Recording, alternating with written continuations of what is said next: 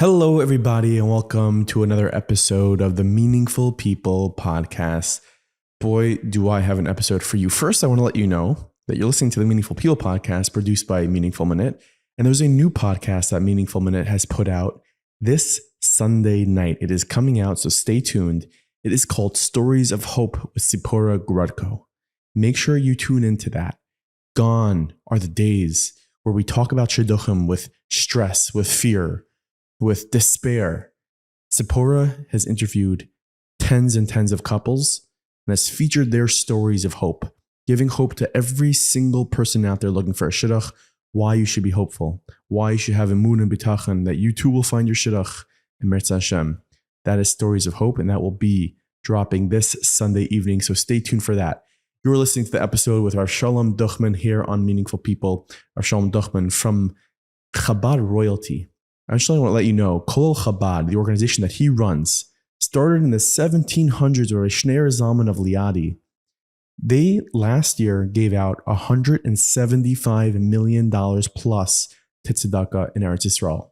Between pantry packers, the Pushka app, the soup kitchens, all these different programs that they have, they deliver 4,500 meals a day for free to families that can't afford it. And not only can't afford it, they can't go out to get it.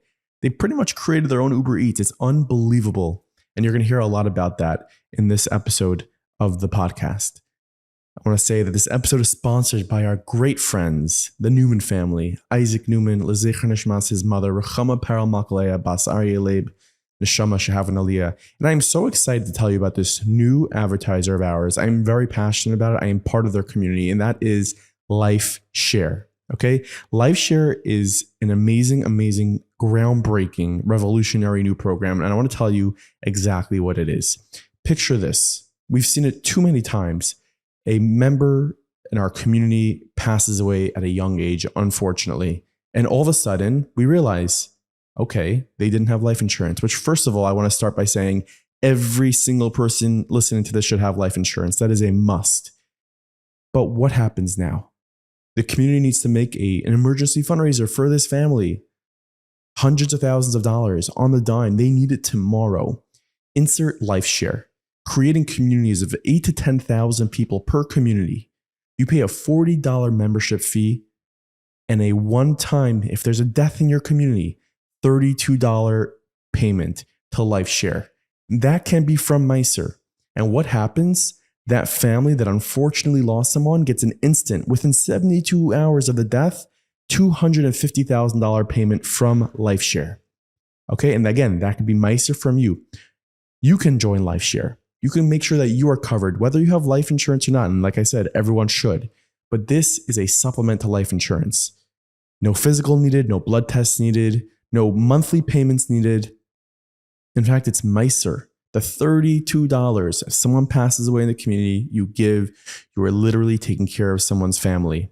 Gone are the days of those emergency fundraisers where people are having to shell out tens of thousands of dollars. I mean, Mikam Chisol, it's an amazing thing, but there's a smarter way to do it, and that is with Lifeshare. Backed by leading Rabbanim, Rav Herschel Schachter, Rav Eitan Feiner, Rav Asher Weiss, Rav Efrem Goldberg. This is revolutionary, and you should join today. It literally takes 3 minutes. I myself am part of it. You head to lifeshare.community. That is lifeshare.community, and join today. This is the only crowdfunding thing that literally is there before the tragedy strikes. So make sure to head to lifeshare.community today. Now enjoy the rest of this podcast. You are listening to the Meaningful People podcast. The podcast featuring our nation's most impactful, influential, and meaningful people. Thank you so much for making the trip. I know it's my understanding you're from Chabad royalty, so it's an honor for you to be here. I want to thank Meal Mart for the amazing mugs. And that's a heavy statement. Yeah. And I see a lot of pushkas, and we're going to talk about Colel Chabad. We're going to talk a lot about it, but I want to talk to you about your origin story, where you grew up, what your upbringing was like, your relationship with the Rebbes, hear a little bit about your background. Getting close to Gimel Tammuz. Yeah. The Chayzer from Gimel Tammuz we're feeling already. So actually I was born in a very interesting place. I was born in Dublin, Ireland. Oh, wow. You really look like an Irish Jew now. You're Irish. I look more Irish than you, honestly. In fact, I traveled on an Irish passport. It really did me a lot of good during COVID. Because during COVID, when the world was locked up, How long were you there for? 1 year. So you were there for 1 year. What were your parents doing? My there? parents my parents left Russia. My father was a sheikh by trade, and then that the Hassidic Rebbe organized a group of shachtim that went to Ireland because the British government gave a gift to the state of Israel, a lot of meat, tons of meat. And the meat had to be kosher. It was the beginning of the state. And I believe Rabbi Herzog was the one that arranged a very big allotment of meat. And my father was there as a sheikh. In Ireland. In So Dublin, this Indian Ireland. of gifting meat is not a new Indian, you're saying? No. Meat boards. Oh. I like that take, yes. But exactly how it worked out then, I don't know. But that's we came to this country when I was 1 year old in 1954. And I really am very, very lucky, very, very fortunate because I had the schus to live in, around the Rebbe's courtyard my whole life. Wow. Since, except the few years that I was on Shlichus and that's the slow, 3 years. But besides that, I was here basically all the time. You grew up really in Crown Heights. I grew up in Crown Heights. I know your family very, very well. There wasn't. You probably know my grandfather and great grandfather more than I know my grandfather and great grandfather. For sure, do. They're part of our, part of our upbringing. We saw your great grandfather every single day in shul. He was there, of course. He was there, spent a half a day in shul. As I'm sure you very, very well know. He ran the Gemilas Chesed. He was the Rebbe's Gabe. When we, of course, had a bar mitzvah, that we were looking up to, that he should call us up to the bar mitzvah as a child, running around. So definitely, yes. And your grandfather, Reb Nissen, we know, of course, very, very well. I know in the house, the articles in the Allgemeine Journal, even before that, the Tag Morgen Journal, my father wouldn't pass a day, or my grandfather even, they wouldn't pass a day without reading Reb Nissen Gordon's article. I mean, to get the take on the world, this was our key to the news. This was our key to the world. Right. This was our Facebook. This was our, Instagram. This was it. Nissen Gordon was the face. It's pretty cool. And now here I am. So that's doing it. this. So nothing changes. Just the medium. I can't write. Definitely not in Yiddish. It doesn't it's matter. So interesting. I wish there was videos of my great grandfather in 770. I don't know if at that time there were videos, but I always hear, and obviously he's buried by the aisle, right at the entrance there by the Rebbe. And it's very unique that you bring up about your grandfather about videos, because I believe that there were very few people, probably a handful of people, that ever spoke in front of the Rebbe. Because by the Rebbe's Fabrengens was different than the previous Rebbe's Fabrengens, where the previous Rebbe's Fabrengens, you read in the Sichos at least, where people, would mix in and would make comments in between. But by the Rebbe's Fabrengens, the Rebbe was the only one that spoke. Nobody ever spoke. There were 2-3 exceptions, but there was one exception, was your great-grandfather, Rabbi Yechanan. Twice a year, he would talk. He would make a speech on Shabbos B'Rishus in front of the Rebbe by the Fabrengen. He would get up and he would speak. Most of the times he put on a shtreimel. I think, for sure in my years, he put on a shtreimel. I don't know put him on a shtreimel. You never heard this, all right? I never heard this. Okay, This so is now a you know scoop this. about my family. On Shabbos B'Rishus. I'm going to start wearing a straymel now, maybe. On I don't Shabbos know. B'Rishus, every single year, he would make a speech. He would make an appeal because he would sell the aliyahs. Wow. By the Fabrengen. And he would always say something, tell a story, always make the Rebbe smile, always make the Rebbe laugh. And also by the Gemilas Chesed, by Shabbos Mishpatim, that he spoke about many, many times. So it would be very interesting to have a video of your, obviously it's on Shabbos, so it's very hard to have a video. But nevertheless, it's very interesting that you say it, a video, a video with the Rebbe sitting there, and him talking. Very unique, but in my mind, it's very, very clear. I don't need the video. I have the video right now in my eyes. That's amazing. I see it. Wow. That's my father has one vivid memory. He told me one Friday, it was Erev Yom Kippur, his grandfather, Rabbi Yochanan Gordon, was babysitting him, and someone ran to him and said, "You need to." The word is escaping me. The lashes. The Malkus from the Rebbe. You do Malkus to the Rebbe, yes. and my great grandfather turned white. He's like, "No, me."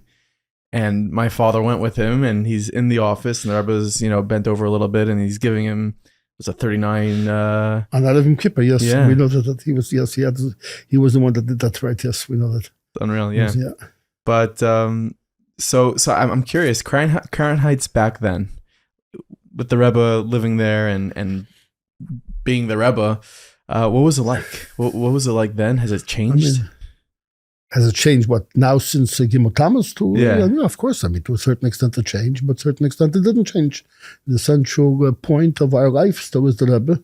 It's amazing. It's it's crazy, but that's the reality.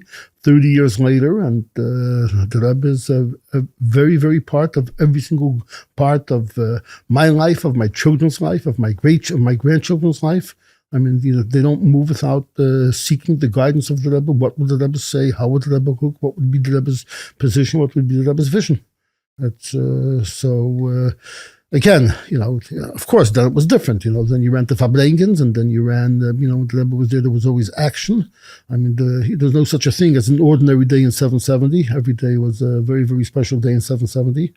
770 was very, very part of my personal life. Again, my father lived in Crown Heights. Did not pass by one day that in his life that he would be in Crown Heights, that he would not walk into 770, just to ask, how is the Rebbe, what's going on, just so that was definitely a part of us. So tell me, I guess, about the inception of Colel Chabad. It's my understanding that this organization started in 1788. So Colel Chabad started in 1788. Colel Chabad is, the Alter Rebbe writes in Tanya about Colel Chabad. Actually, the Alter Rebbe wanted very, very much to go to Eretz Yisrael. Eretz Yisrael is very, very part of Chassidus. It's very, very part. It's a Kodesh. It's a holy city. When we speak about Chassidus, the emphasis of Chassidus, which Chassidus speaks about the Ruchnius and holiness and kedusha and connected to the Eibishter and connected to Hashem and connected to the spiritual world. So of course we have a spirit and spiritual world right here in this world, and that's Eretz Yisrael. As the Rebbe would always say, Eini Hashem Elokecha ba me'ereishis hashana v'adach lishana. The Eibishter takes care of the whole world, but nevertheless, it's his eyes are there on the word of Eretz Yisrael. Eretz Yisrael is a very, How come the Rebbe never went? So the Rebbe spoke about it. There's many, the Rebbe. The question was asked by the Rebbe. Many. My personal belief, I believe that if the Rebbe would go to Eretz Yisrael, the Rebbe would never leave Eretz Yisrael. He wouldn't come back. Because of the Kedusha, he wouldn't come back. And the Rebbe's position, the Rebbe's responsibility as a true Jewish leader was to be. And the Rebbe spoke about it many, many times. He said the Rebbe spoke about the previous Rebbes. The Rebbe spoke about everything. The Rebbe spoke about why the previous Rebbes are buried in Chutz La'aretz. Why aren't they buried in Eretz Yisrael? Such an important thing as Kvulas Eretz Yisrael. And the Rebbe said, because Yazif Tzein Marisei, the first and foremost point and position of a Jewish leader is to take care of his flock and to care for his flock, and therefore that was everything else is secondary. And therefore, even their own spiritual connection and being and shleimus is secondary to their priority, to their main focus, which is Jewish leadership, to be the leader of the generation. And the generation needs them here. Just as Meir Rabbeinu, we know Meir Rabbeinu also was the same thing, that he stayed back in the Midbar. He was together with the Deir HaMidbar. He did not want to leave the Deir HaMidbar behind, as is brought down in many in Sfarim. So the Alter Rebbe longed to go to Eretz Yisrael. He wanted to go to Eretz Yisrael. In fact, I believe it was in 1738 that the Alter Rebbe started going to Eretz Yisrael. He launched and he went on a trip together through a group of Chassidim. But then he went into a very deep contemplation, and he thought about it, and he realized that he's much needed more here for his Chassidim to be able to build Yiddishkeit. Most of the Jewish people then were in that part of the world. And the Alter Rebbe felt that it was necessary for him to stay behind and to be the Jewish leader, rather than think of his own shleimus and think of his own spiritual connection, like we spoke about, and go to Eretz Yisrael. But the Alter Rebbe encouraged very, very much the support of Eretz Yisrael. It was the first organized aliyah that we know, was the aliyah together headed by the Mantel Vitebsker and some of the other Talmidei HaMagid. This was the first few hundred families that went into Eretz Yisrael. The Alter Rebbe then went around and was Meis Nefesh to be able to help and support the Yishuv in Eretz Yisrael, and that was through Colel Chabad. The Alter Rebbe writes extensively in Tanya about how important the tzedakah is, and just like davening, we daven through Eretz Yisrael. Our tefillahs go through Yerushalayim. Wherever in the world we are, we face Yerushalayim. our Torah believe there's no Torah like Torah said it's a slow. The same thing is with tzedakah. That it's tzedakah, the tzedakah that we connect to the Eibishter is through Eretz Yisrael, through Yerushalayim. And he encouraged it. It's my understanding. I think I saw the sum was $172 million. Yes, in 2023, the Colel Chabad's budget was $173 million, almost $173 million. Almost, so like 172. So 172.9 something. It was almost 173. Just around, yes. Yeah, it's unbelievable. In 2023, it is unbelievable. How do you deal with like such a responsibility? I mean, like, I guess especially nowadays where people are a little more strapped probably with what's going on in the world, and you have such an achrayas to raise, it's such an insane amount of money. A very big part of that money is from the government, from the Israeli government. Okay, that they use our infrastructure and we execute the activities for it. Just to back up a little bit. Sure. Okay. One of the things that we worked on. Yeah, let's go back to the 1700s. By the way, I like that. You want to go back to the 1700s? Let's take it back. Okay, we can go to the 1700s. So the 1700s, the Alter Rebbe was many of you know that the Alter Rebbe was arrested.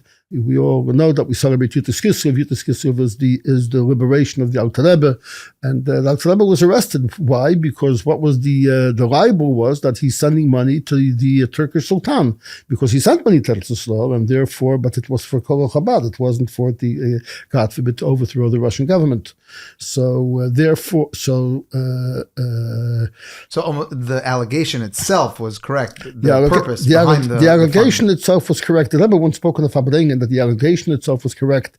That the Alter Rebbe wanted to be a king of the Jews, wanted to be a king of the world. Yes, he wanted to be a king of the world, not because he was interested in royalty. He wanted to be a king of the world so he could get the world to adhere to the Eibishter's Ratzon, that the whole world should act according to the way the Eibishter wants.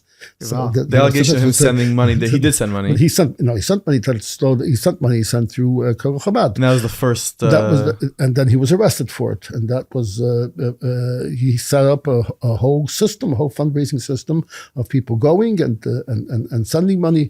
And in fact, and this was long before there was any WhatsApp status or charity campaigns. Or anything crazy like that. Yeah, he sent around. It was door to door collection, direct connection, direct collection. No raffles, no raffle tickets. There was no raffles, but very interesting that you say that, because the Mittler Rebbe, who promoted, of course, the Alter Rebbe's tzedakah, set up the first pushkas. And the pushka was a revolutionary concept then when he set it up, because we know that tzedakah till then was that you give tzedakah to a poor person, or you give it to a shaliach, that the shaliach is going to give it to the poor person. But here you were putting your money into a box that that really was in your house to a certain extent, and nevertheless you're fulfilling the mitzvah of tzedakah. That was a very, very interesting concept of a pushka. In the shuls that we see and in stores that we see, that was by the Mittler Rebbe in 1812. And before then, there was no concept of game changer. What was in the front of pizza stores? Like what they have by the cash register? And Menchie's, like what they have there.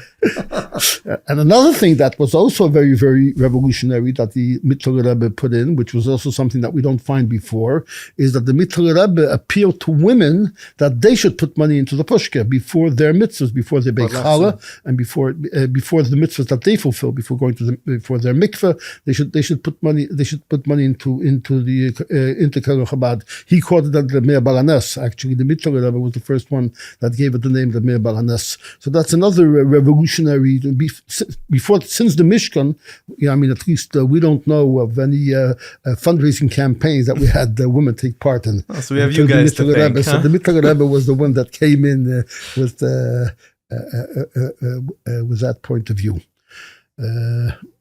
In 1978, I had the schus that the Rebbe personally called me in. I was then on Shlichus in Eretz Yisrael, as also something that the love that the Rabbeim had for Eretz Yisrael was phenomenal always.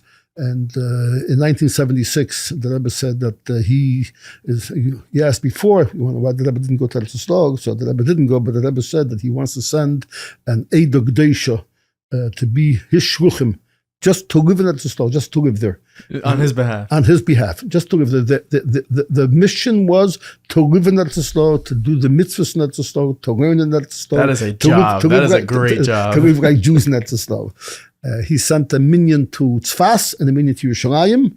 I was lucky enough, fortunate to be from the first group that went to Yerushalayim. Wow. And then the Rebbe did it again in 1977. He repeated again on Yud Shvat and sent again another minion. And in 1978, he sent. It was the third time that he sent the minion. 3 minyanim. This is the shluchim that the Rebbe sent. Right before my wedding, so I was one of the shluchim that was lived in Eretz Yisrael, and I was here for my wedding. And did you meet did before you went to Eretz Yisrael on shlichus for the Rebbe? Did he say anything to you? The Rebbe spoke to all of us. What was the message? The message was that we're going to Eretz Yisrael. It's a very, very important message, and we're going to be mechazik na yishuv there. We're going to be mechazik the Yidden there and to represent them by living there. And to learn Torah and to do mitzvahs. Did you have any hesitation, any questions, anything about picking up and moving? What time's my flight? Yeah. For me, it was I won the lottery. I mean, to be able to be a shliach of the Rebbe, what could be greater than that? Yeah, it was a home run. It was beyond, and. So I was living there. I came back here to get married. I had my wedding on a Sunday night on the 12th of Adar. But before that, when I went in through the Rebbe, and the Rebbe told me that he's going to have a yechidus with me, a separate yechidus. And on Friday morning, me and another colleague of mine, Rabbi Pevsner at that time, that we had a yechidus with the Rebbe in the Rebbe's room. It wasn't the ordinary thing. It was in the morning. Usually the Rebbe would see people, but he would see them at night. From starting at 8 o'clock, 3 times a week. In the beginning, it was 3 times a week. Then it was twice a week. But that was a Friday morning. The Rebbe for about 10 minutes spoke about. And actually, one of the first things that the Rebbe spoke about was working with Colel Chabad and also doing pushkas for Colel Chabad, which is a very, very interesting thing. And until I came here, I was always wondering, about pushkas of Colel Chabad. And, it was like a little bit strange, even though it's, sometimes I wanted to take it out from being a pushka organization. You want to be a magnitude organization. Pushkas is like, you're limiting it, very, very little. Some pennies a couple and of dollars, quarters, a couple of pennies. But with the technology that we have today, and with the Pushka app, and with everything that's going on, it's a tremendous tool. Besides of being tzedakah, but also in terms of income. And Pushka app, you said? I said the Pushka app, yes. What is that? That's the Pushka that you have in your pocket. Everybody can walk around with a Pushka on your phone. You just put money into the Pushka on your phone with your credit card. Down the road. No, it's a special app. You can download it. Chabad, colelchabad.org. I don't know how to do it because I'm not technical savvy, but you want to take a look? Sure. You want to go to the store? colelchabad.org. No pressure. It's good right now. It's good they taught me the words. Yeah. Oh, I see it. That's amazing. Colel Chabad Pushka. See? Before candlelighting, get tzedakah. Yeah, but that's very cool. We'll be right back to this episode of the podcast. So first, a quick word from my friends at Infinity Land Services. If you are in real estate, and if you're Jewish, Anyways, it could be that you have a closing coming up. It could be that you're buying a home. It could be you're buying a whole real estate portfolio. What you need to make sure is that you have the right title company in your corner. It could be when you're ordering food from a restaurant, there could be an excuse or a story why it's late, why it's not the way it should be. But when it comes to ordering title, you need to make sure that it is exactly on time and it is exactly the way it should be. And that happens when you use ilstitle.com. That is Infinity Land Services. Whether you're buying $200 million worth of real estate or buying your first home, make sure that you tell your agent, make sure you tell your broker that when it comes to the closing, I want ILS there. Nobody else. No excuses, no stories, which is all too often when it comes to the real estate process. What tends to happen is in real estate, the title is the last stop. It's right there at the closing. And that's the last place where you want there to be an issue. So make sure you use ilstitle.com. Head to the website today, reach out, and of course, you tell them that you heard about them on the Meaningful People podcast. You know what else you could tell that you heard about them on the Meaningful People podcast? That is Town Appliance. Because guess what? Appliances don't last forever. Well, unless you buy them from Town Appliance, it probably lasts a little longer. But you might need to do an update in your house, whether it's the outdoor area, the indoor area. Town Appliance has been there since 1979 for the Jewish community, and they understand the needs of the Jewish community. So make sure you head to townappliance.com today. Whether you need a new fridge, new construction in your house, and you need brand new appliances between washing machines, dishwashers, fridge, freezer, stovetop, whatever it is, Town Appliance is the go-to place for you. Head to townappliance.com today and get started on the process of making sure your appliances are up to date. Now back to this episode. That's very cool. So it kind of like, instead of it being quarters and pennies, it could be It could be dollars. It could be but then again, it's also the that you can do it always, and you know, and it's also that's it's just amazing. You know, so during that it's available to Yechidus, everybody. During that Yechidus, the Rebbe spoke about that we should get involved in Colel Chabad. The Rebbe spoke about that Colel Chabad is an organization that was started by the Rabbeim, but unfortunately, you know, it was like a dwindling at that time. It was it was always around. Colel Chabad was always there, always worked, but that needed like some rejuvenation, some extra. it was only giving out 50 million. It wasn't giving out. It was giving out not 50 million, but 50,000. But it was very small. We got involved in it, and then subsequently, a year later, Rabbi Chadikov suggested that I should write to the Rebbe that I should, being that in order to be able to really bring the organization to new heights, that we should open an office over here, and that we should be able to really start raising serious money, and that's when I moved back over here, and I got involved fully in Colel Chabad. But we realized, again, the Colel Chabad, the first thing is that to make an impact on tzedakah, the basic tzedakah is food. So we started in the early 1980s, we started a soup kitchen that we had. We started with one soup kitchen. We had a building in Meir Shodim, and that was a revolutionary concept at that time, because there were no, we read about the soup kitchens in the olden days, but nobody knew that they were needed. In fact, it's very, very interesting. Okay, I have my brother, Yossi, who lives in Florida. Okay, you said before you know my brother Mendel, right? I know about it. Okay. He had a friend, it's not important name. Actually, the friend lives in the 5 towns. Okay. And he always would make fun, waste the Hassidic kitchen. What are you doing? They don't need it. The people there have more money than you, and everything else, that goes on with it. And Yossi is traveling with him, and in Israel, okay, he scraps into the kitchen and Meir Shodim. They're there, Meir Shodim. And all of a sudden, he becomes pale. He sees in the corner of the room his father's lost brother and uncle that they lost contact with him for the longest time, childless, a little bit strange, or a little bit interesting. Depends how you want to call it. A person that has nobody himself, mamish himself, and he came in there and he was sitting and he was being treated like a king. And you realize that how important it was. We had Yidden, Holocaust survivors, Yidden that Poshet knew Kol HaTorah Kula, that knew Shas Kulei. Remember old people, remember the pictures of them, okay, that unfortunately their wife passed away. There was nobody there. They needed a place to eat, okay. They didn't want to go to somebody else. And this was like the perfect place for them to be able to come in and to be able to eat. So that's the way we started. We went with one, and then we went with the second. Today we have 25 kitchens across Eretz Yisrael. Wow. And it's, what is it? It's free? Is it? It's free. Whoever wants it can come in, and those that can't come to the kitchen. So then we deliver Meals on Wheels. We deliver about 4,500 meals every single day. Whoa. Okay. Whoa. 4,500 every Cooked day. meals are brought every single day. During COVID, there was big adjustment, big changes. A lot of people that before used to come, now it's much less people coming. But the deliveries was changed. The deliveries are still made. Wow. In many cases, we have whole projects and we don't cook now. We get our food donated from the army. We get it donated from hotels, et cetera, et cetera. But then we wanted to, so obviously food is the most important thing. And then we wanted to do, to help families, young families. Now, to be able to help young families, you need a lot of money. Okay? Yeah. Okay. Now, we always helped families for food for Yom Tov. That's, the old tradition. Before Pesach, before Rosh Hashanah, there's a lot of organizations that do that.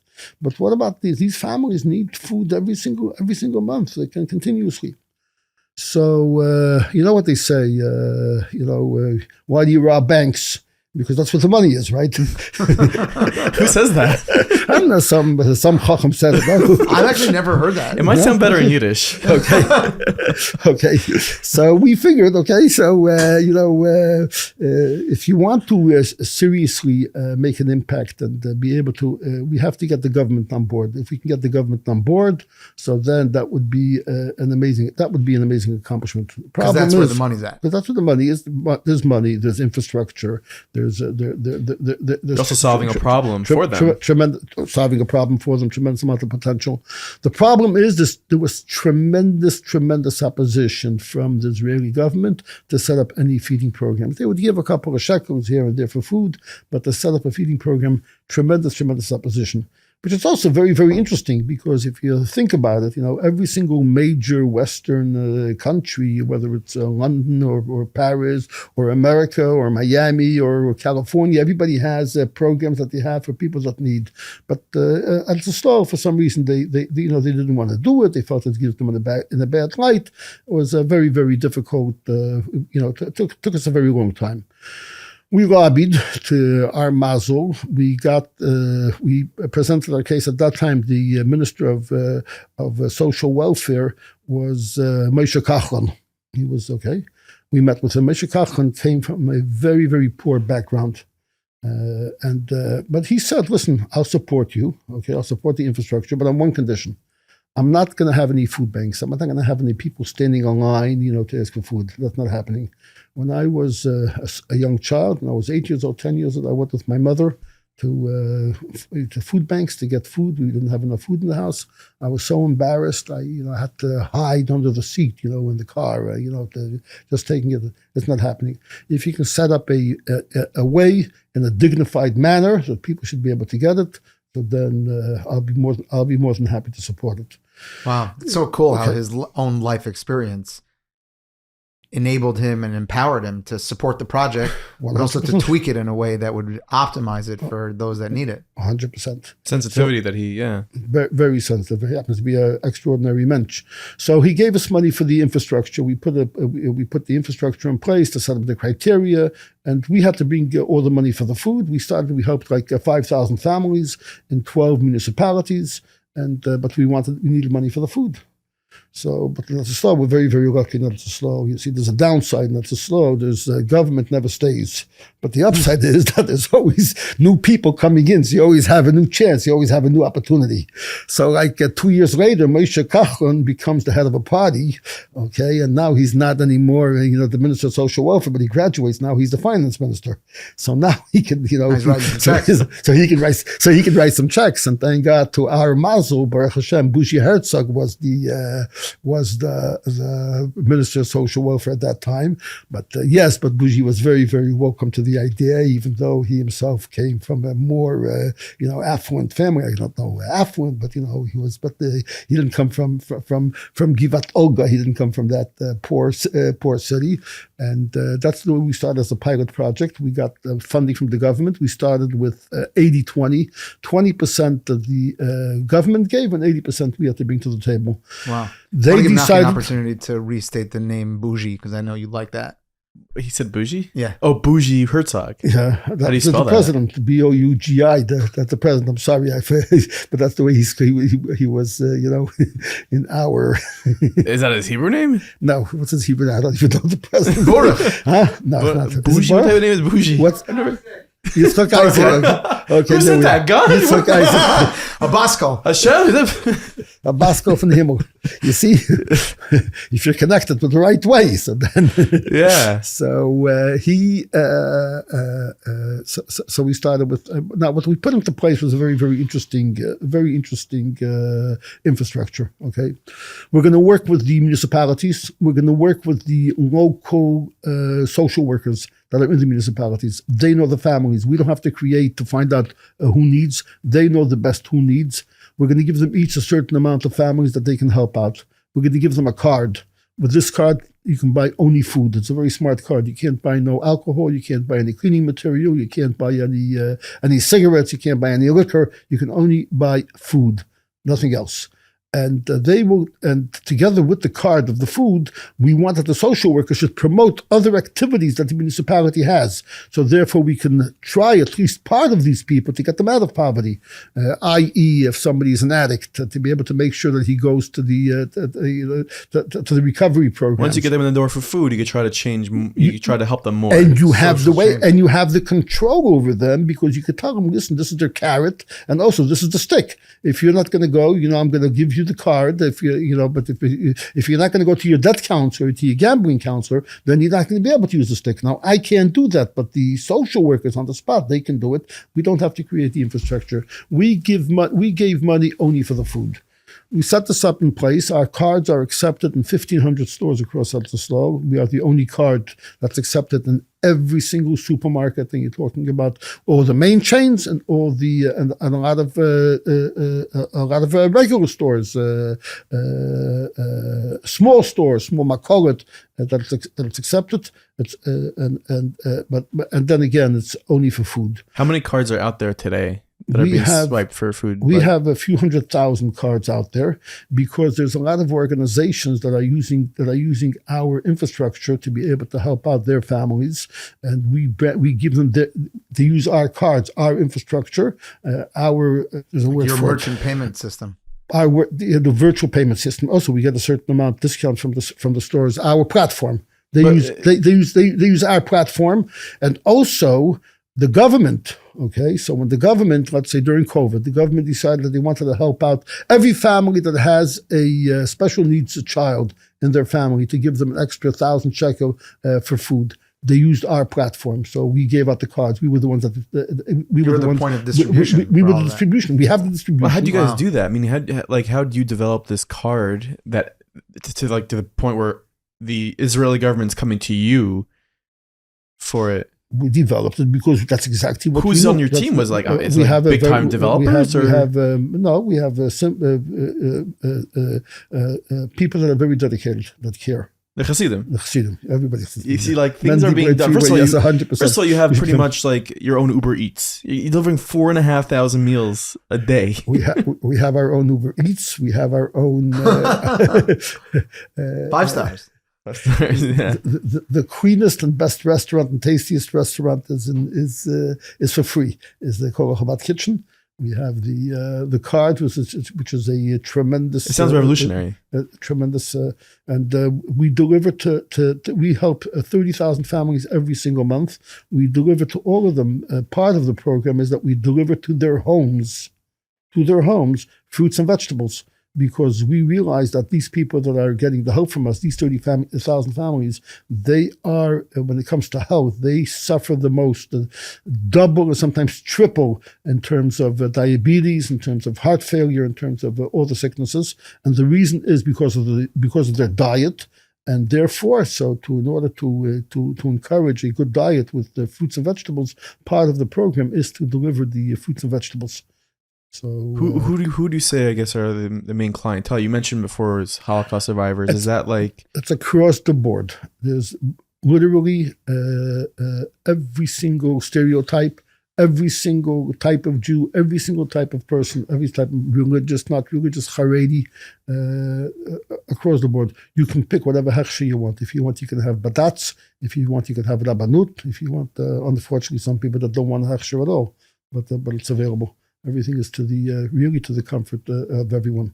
From the right to the left, we had a program just now for Pesach, together with the municipality of Bnei Brak, that they wanted to help out, especially families that have over 6 children.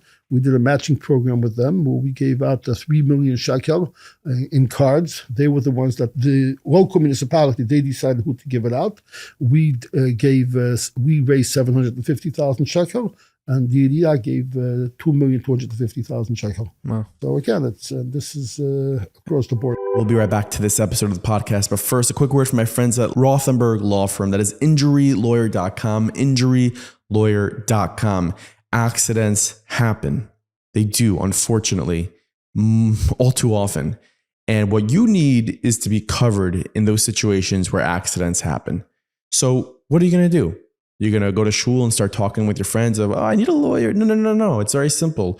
You're listening to Meaningful People and you heard about Rothenberg Law Firm. You heard about the injurylawyer.com. And not only that, you don't have to schmooze and he and ha about it. You can go to their website today and get a free case evaluation. Exactly what happened to you. I know people who have gone through this process. They were in an accident. They went to injurylawyer.com.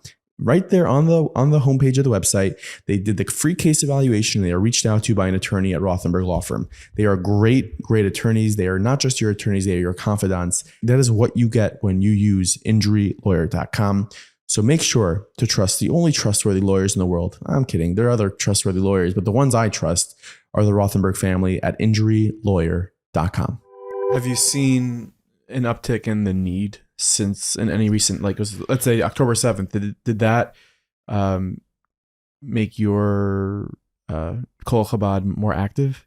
In the craziest way. So you talk about October 7th. Post October 7th, and October 7th or October 8th, we didn't have to run to the Gaza envelope because we were there. We were there all along. We know the families there all along that were in the kibbutzim, both the kibbutzim and the main cities. The kibbutzim, they were brought into hotels. Our social workers welcomed them in the hotels. The only thing that took us like a day and a half, our card, like I told you before, is only a food card. Until October 7th was only a food card. On October 7th, we realized that these families that were hit by the terrorists, or those that had a direct hit by a missile in their homes, which you had many families from Netivot and from Ashdod and from Ashkelon, from the people in the south, that their homes were destroyed, that they left their house the way they are. They left with nothing in it. So just a food card won't help them. And in fact, the food card they don't even need because they were in the hotels and the hotels were giving them the food. But they needed cards to be able to buy simple things: shavers, chargers, underwear, toiletries, just simple things. Essentials. So we gave. And you had a card in their pocket already. We had a card in our pocket. Interesting also that the card was, we didn't have a card. We were missing cards. Our card was sitting in Berry, in Kibbutz Berry, in Tfus Berry. You see, the Tfus Berry, where 90 people were killed on October 7th, and their main source of income is that they print our cards. But we knew the people there, and they opened up for us, and we were able to take out our cards.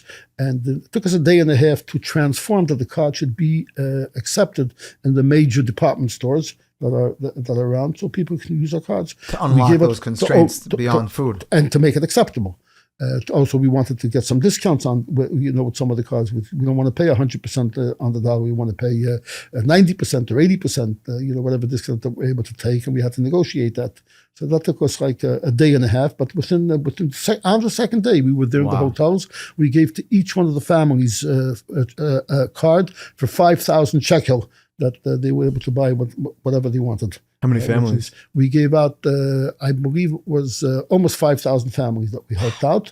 Those that were there, again, those that were hit by,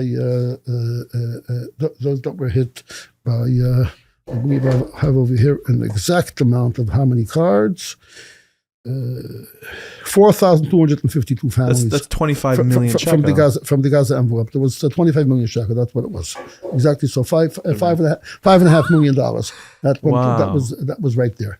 Then the other thing that we did was there's a lot of families that we, like I told you, we are in each one of these cities. We are in Netivot, we are in Sderot, we are in Ashdod, we are in Ashkelon, we are in Beersheba, continuously delivering meals. But there's a lot of elderly that don't need meals because they can go to a friend, they can go to a day center.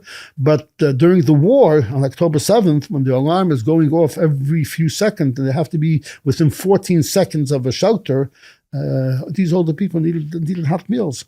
Now, it's not enough that you bring them just one meal because they have a lot of time on their hands. So they're worried, where am I going to get the meal tomorrow? Where am I going to get the meal the next day? So you have to deliver them 3 meals in advance to make them, to put them at ease. I just want to take a moment to process for a second what you stated just so klachar yad, so casually. When we amplify the nature and the reality of Mi Ka'amcha Yisrael, that there's no nation on the planet Earth like Klal Yisrael, we think of certain things when we conjure up the imagery of Mi Ka'amcha Yisrael and the achdus and the unity. It's remarkable. But what you're talking about right now is when other nations encounter tragedy, they're each experiencing that tragedy as individuals, right? Everyone is like sort of stuck in that problem, whatever the infliction of that tragedy is. Here, you just described a scenario where in a day and a half, Colel Yisrael, through Colel Chabad, was able to deploy $25 million into the hands, 25 million shekel, into the hands of close to 5,000 families. Within a day and a half, infrastructure is there. There's a pivot, and boom, Colel Yisrael is being taken care of. Like the Red Cross probably can't do that. No way they can do that. No way. 100%. Mi ka'amcha Yisrael mamish. In an unbelievable way. And again, doesn't matter a religious affiliation.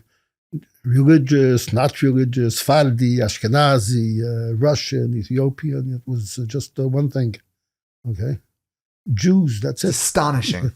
That's it. What you're describing to me, it's like, it has so much similarity. So you got Uber Eats, you got American Express, you got like a credit card company, and if you were to look into Colel Chabad's development office, it's basically a bunch of guys wearing white shirts, tits out, scruffy beards, maybe a Colel Chabad yarmulke on their head. Siddish guys, 100%. No schooling. Guys walking around, 100%. Maybe Morristown. That's right. And a cybersecurity computer system, second to none, that's accepted by the government, by the Ministry of Interior, and by the Ministry of Social Welfare, by the Ministry of Finance, because everything has to be with the top security, and we have access to the government files and to the people that need help. And explain it to me. I don't get it. I really don't understand. Confidentiality, 100% confidentiality, and it's all accepted, 100%. How does this happen? How is there an organization that's accomplishing this, not just on a giving level, on a technological level? You're revolutionizing the giving, and there's no Zuckerberg, there's no Musk. It's just a bunch of Yidden who care. 100%. Can you explain it, or there's no explanation? We have tremendous brachas. We have a Rebbe that he takes care of us in an incredible way. It's a miracle. It is a miracle. How many volunteers are there? There's hundreds of volunteers. I mean, again, we have social workers in every single place, and then we have people that we hire. But also, Kerlingerite. Yes, absolutely. So, I'm like a little blown away. Like the fact that this like, it's not a simple thing that you're doing. On October 8th to hand out 25 million shekel and make sure they have the cards. You had to go to Be'eri to get the cards, and it's absolutely not a simple thing. And the Baruch Hashem, but we don't look at it as something special. To us, it's a very, very normal type of thing. We just to give you an example. I mean, because we think different. We being around. With the Rebbe's Mifsah campaign, with the Rebbe would come in and just have a fabringen, and within 24 hours, the Rebbe wanted thousands of people to have Shalach Manos. And I remember, we tried to get thousands of people Shalach Manos. You need Hamantaschen, but there's no. Where are you going to get Hamantaschen? This is before Reisman's Bakery was around. You can buy him. Preserved. So we set up a bakery, in Crown Heights, upstairs in the Famband, and we baked Hamantaschen. And just to give you a sample, so Mishlad Apnim, I don't remember the. One second. I just got a picture of the Colel Chabad office. This has to be shown. I want to show you, Momo. Is this an accurate? Yes, it is. This is fire. This is it. This is it. This is it. This is who. This is the phone room. That's amazing. This is the phone. This is the bunker in the Kiryat Malachi. It's fire sauce. $172 million. Boom, boom, boom, boom. So Mishlad Apnim, decided that there was a hold up in it was for COVID. Right during COVID, that Liadi negotiated with the government, and he got a 700 million shekel to be able to be distributed to people for Pesach, special for families with big families with Pesach, with criteria according to what they set up. Like I said before, we don't decide the criteria; the government decides the criteria. But we were the ones that executed the project. There were two organizations, us and B'rei Vachad, I think, that they were in Tel Aviv. But we had, they were more Tel Aviv, and we had the families Beitar, we had the Yerushalayim, we had a lot of Haredi from families that were part of us. Now we had to send out the cards, have to be delivered to the people because it's a card. Each card could be worth. There were some cards that were worth maybe $700-800. So it was like a serious 2,200 shekel, 3,000 shekel, whatever the card value was. Of course, you can only buy food with it. A smart card, but that's what we gave them out.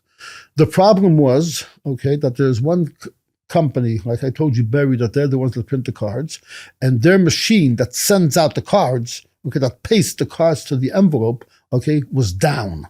It's before Pesach, and you want families to have the cards. I mean, before Pesach, that's what you want. Crunch time, That's what they did. It's it's Pekuach Nefesh. Kimcha de Pischa. So what do we do?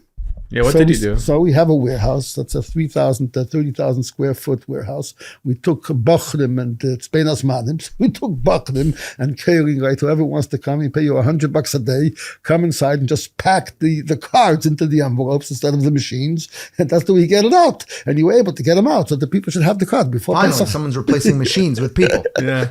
How many did you pack? How many I don't did you get remember out? what was that. How many cards did you send out? We sent out a lot of cards, but I don't remember. Just 3 years ago, thousands of cards. It's amazing, but the food is one aspect. I'm aware that there's a plethora of other services. We have 4 or 5 very, very, very great programs. Unbelievable, I would say. Programs that make a difference, a serious difference. So first of all, the food program is the difference that we made. Our vision is to bring the government on board. This was a tremendous Hassidic. And we're talking now about adding, right now we're helping 30,000 families. We're talking about the government is now giving us 120 million shekel a year for the food program, just for the monthly food program. We're talking right now that they should add another 40 million shekel a year, maybe 60 for next year. So we're really growing the program. And everybody's happy. This is across the board. This is the right, the left. With the government? What? Are you the one? Mendy, our manager in Israel, Mendy Boy. He's the one that speaks to the government. They know us. It is not. Is he a politician? He's probably not politician. We don't deal with politicians. We deal only with the professionals. Everything is just professionals. But everybody, you have the right and the left and everybody in between that very, very supportive of this program. It's 100%,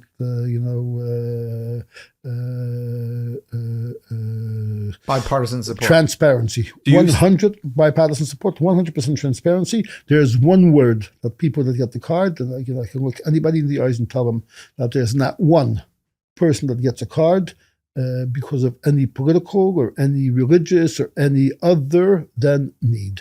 Again, like I said before, we don't decide who gets the cards. It's, the social workers, and they decide on their professional levels. Do you see the work you're doing as a shlichus from the Rebbe, like any other shliach that's anywhere? It's my understanding you have a son who's a shliach in Dubai, Levi, right?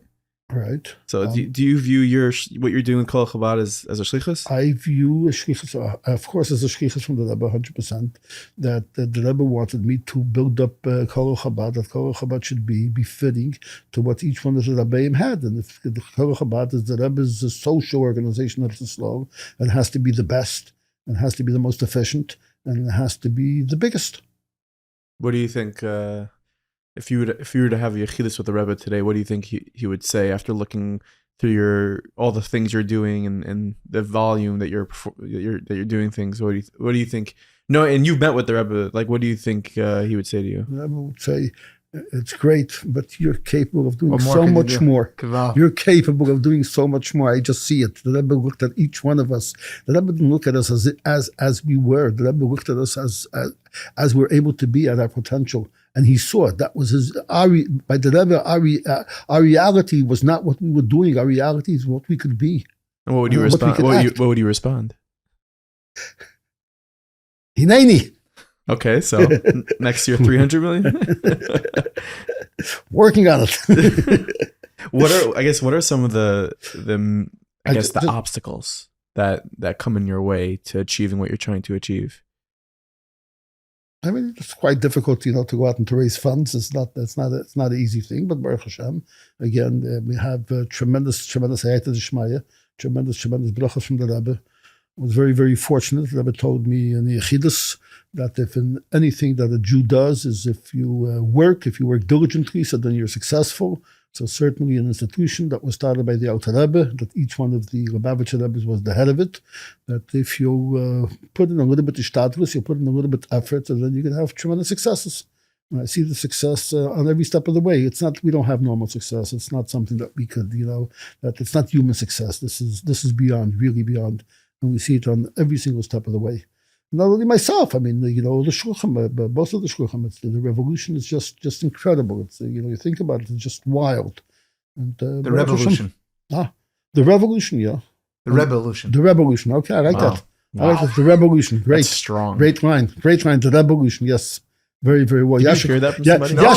Yasha koyach for that. Yasha koyach for that. We're going to give you the rights to bring that to Crown Heights. Okay, I will. I promise you I will. The revolution. I promise you I will. And I'll mention that it came from here. Wow. Okay, sweatshirts will be made from the Meaningful Podcast. I just wanted to mention just another 2-3 things that I think again that was revolutionary that we were. That were what? That were revolutionary that we were. Revolution. Okay, so one of the programs that we have is a widows and orphans program. Okay, where in addition that we help hundreds of families that they have our card, and this is not the government card, but this is a different type of card that whatever basics they need in terms of food that they should be able to buy. But it's a program that we work together with the kids. Private tutors, big brother, big sister, psychologists, psychiatrists, really, get them to be able to be successful in life. And both we have 2 programs, one for the regular and one for Chabad families that we help out.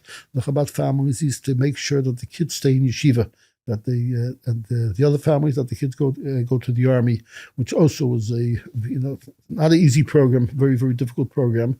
But Baruch Hashem, we've been extremely successful on that. That's another. It's very unique. You're dealing with each community with their needs and what they want to see their kids doing. 100%. Exactly. Very interesting. So, yeah, and giving them what they need, and we've had the tremendous success. We're doing this already now for 18 years. We've had tremendous success. We almost have 100% success. Our on this, on keeping the kids on track, because these kids really go through a very, very difficult time. Unfortunately, right now we have many more families that need our help, because as a rule, the first 6 months when the tragedy happens, we don't get involved the first 6 months, because the first 6 months everybody is around, so they don't need us. But we come in after the first 6 months, and then we're there for the 6 years, or much longer sometimes that we're there. Another very interesting program that we set up is daycare centers.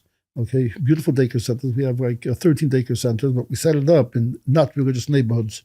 So this, first of all, is a tremendous bridge to the not religious community, and we've had tremendous success. 60-70% of the kids that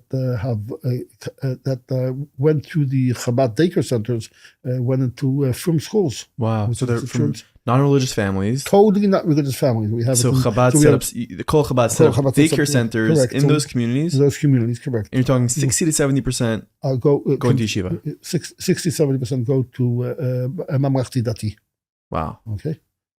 Okay, I'm talking about Kiryat Bialik, I'm talking about Migdal Emek, I'm talking about Beersheba, I'm talking about, I'm not. We have a daycare center in Kfar Chabad too, but that's not the one that I'm talking about. I'm talking about Yavna, I'm talking about Afura, I'm talking about those areas. So that was another very beautiful program that we've set up. And one more thing that we have is we have 2 beautiful centers for people that are unfortunately physically handicapped, also revolutionary ideas. It's the first time that we set up in Yerushalayim. This came to us because there was a Lubavitcher Yid, that Simple took into his house 10 physical handicapped people who suffered MS and CP at the lowest levels, and he kept them in the house. But unfortunately, he wasn't able to hack it because, they went way over budget and they were very, very much in debt. And that's how it came to us. And but what we've accomplished is a revolutionary idea that we have now, for the first time, 13 apartments for these type of people that were severely handicapped that are now living independent. They're not part of the institution. They're living independent lives.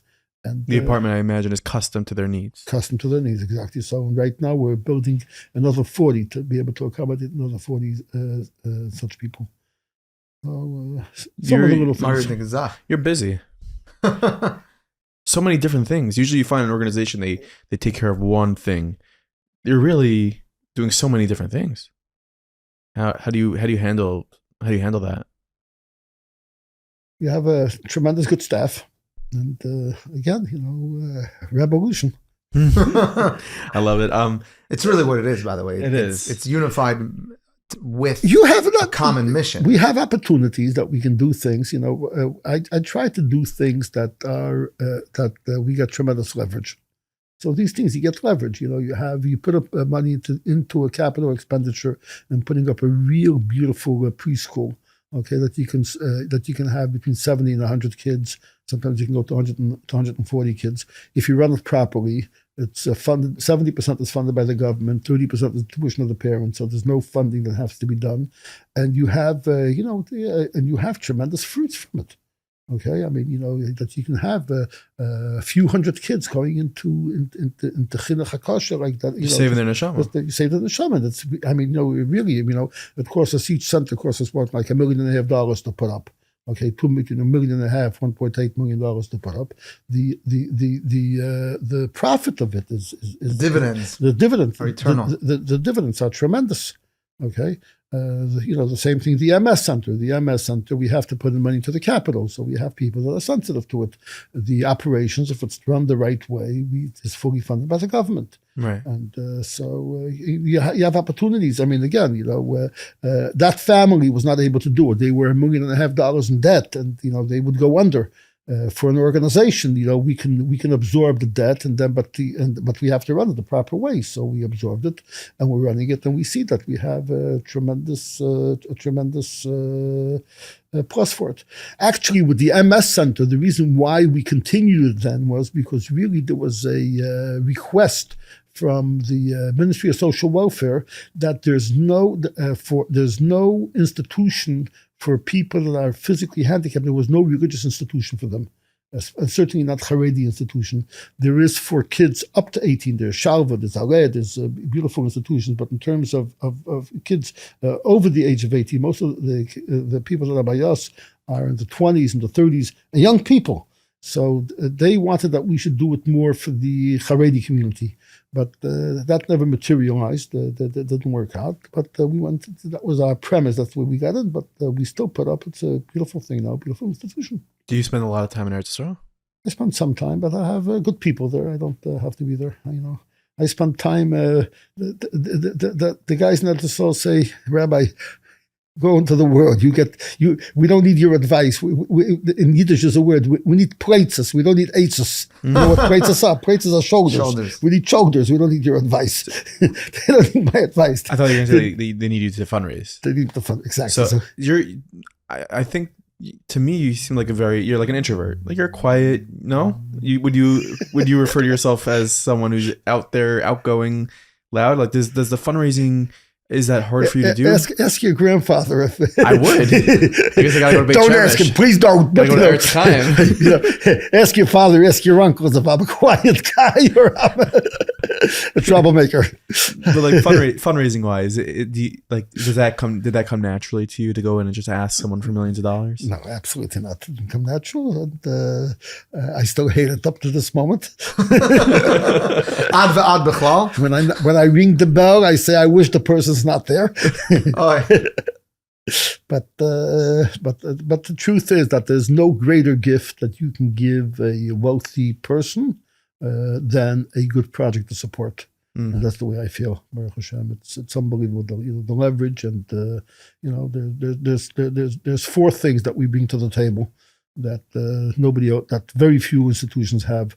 One is the tremendous brachas from the Rabbeim, from each one of the Rabbeim, a historical collection, of over 200 years. Yeah.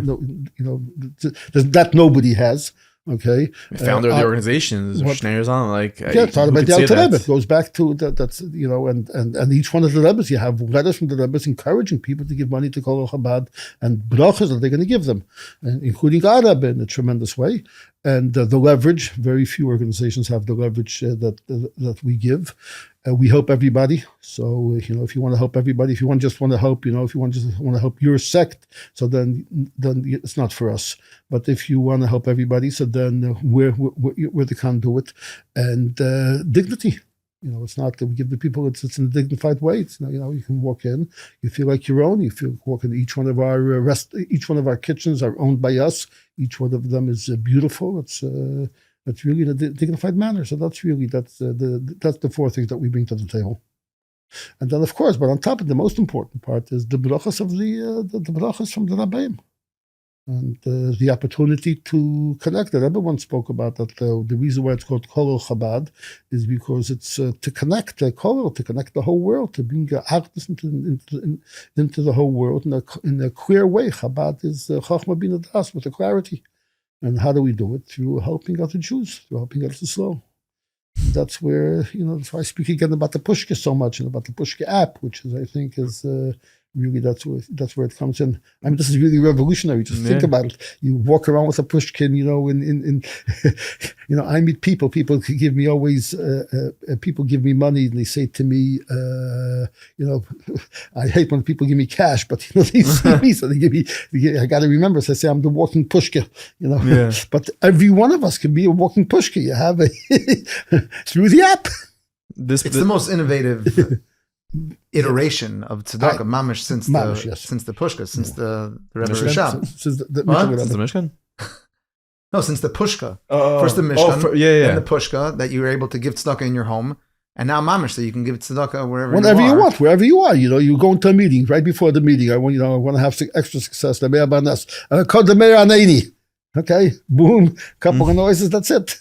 I called the Meir Aneni. Jews did that for hundreds of years. The clips from this episode might find its way to people who are not Jewish, maybe not religious, and wondering about the mystery of the Jewish people giving away so much money and giving so much, and your whole life is dedicated to really giving. What would you say? What is it about the Jewish people that makes us such a giving people? Our neshamas, we have, every Yid has a neshama that's a chiluk kamim mal mamish. That wants to give, that wants to do.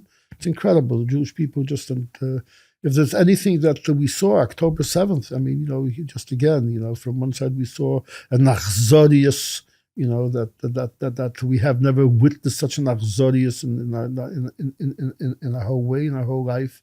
And on the other side, I mean, we've witnessed such a renaissance. Even, I was around by the 6-Day War, and I remember, but I was a kid. I was 13 years old, 14 years old.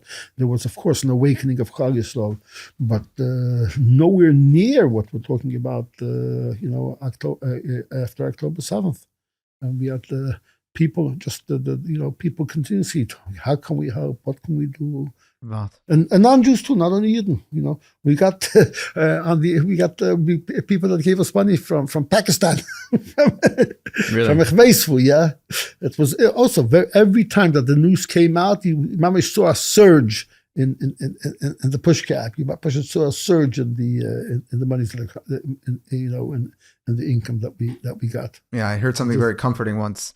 There's a lot of people that de-emphasize the value of material wealth in this world, that it's a very limited value. And because they say, you can't take it with you.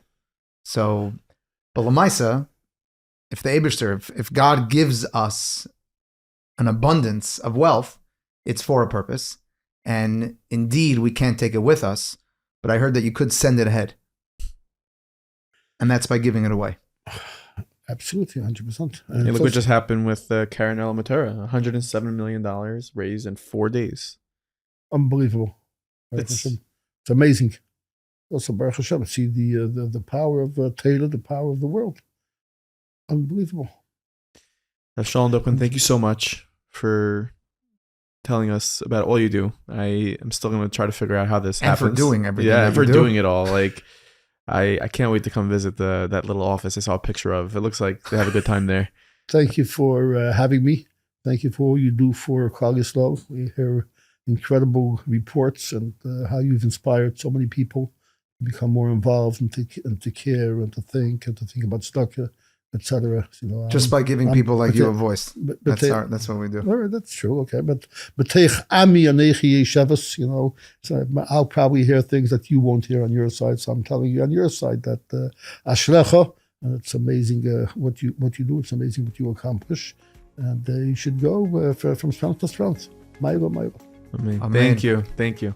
Thank you so much for listening to the Meaningful People podcast. So happy that you enjoyed this episode. Please leave a rating, a review, a comment, hit that subscribe button. It really helps this podcast keep climbing and reaching more people. We really, really appreciate you. Make sure to comment on YouTube, hit that subscribe bell, because every time we drop a new episode, you will be notified directly when that happens. Again, a reminder, this Sunday evening, July 28th, Tzipora Grudko, Meaningful Minute come together for Stories of Hope, brand new podcast, which you will love. Like if you are in Shidduchim, or if you are married, if you ever got married, this episode, this podcast is for you. If you're gonna get married, if you're single, I'm telling you, these stories are incredible. These stories infuse the whole Shidduch market with hope, with the way it should be. No more stress, no more despair. God can do it all, and that's what we see through these stories of hope. Thank you to Tzipora Grudko. Thank you to the entire Meaningful Minute team for making this happen. I hope you enjoyed that episode. Just make sure to search Tzipora Grudko in Apple, Spotify, YouTube, Stories of Hope. You can watch it on YouTube. You will also be able to listen to it on the Meaningful Minute app and 24/6 as well. Anyways, that's it for me for this week. I can't wait to see you on another episode of the podcast next week.